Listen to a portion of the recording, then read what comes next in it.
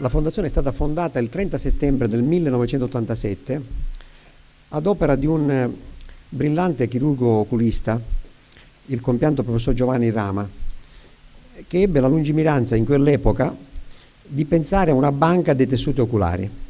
Celebriamo un importantissimo secondo obiettivo, oltre il trentennale della banca, che è la 100.000ª cornea donata in Veneto, che è un numero straordinariamente elevato. Se non ci fosse la donazione non esisterebbe la banca, ma non esisterebbe neanche tutta l'attività trapiantologica, che sta a indicare da un lato la grande sensibilità della popolazione veneta, ma anche dall'altro, e non da meno, l'importanza e la qualità della struttura sanitaria pubblica.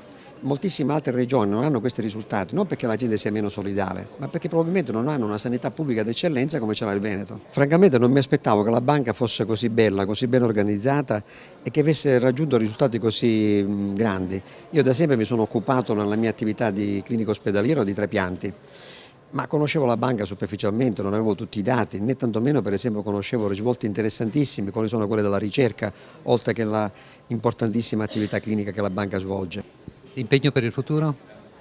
Sono tantissimi. Noi non solo vogliamo proseguire nell'aumentare le donazioni, favorire la cultura della donazione e mantenere i nostri rapporti, ma noi soprattutto vogliamo fare due cose.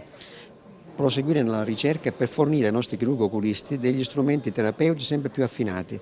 Il nostro obiettivo è uno solo, noi vogliamo contribuire al miglioramento delle cure.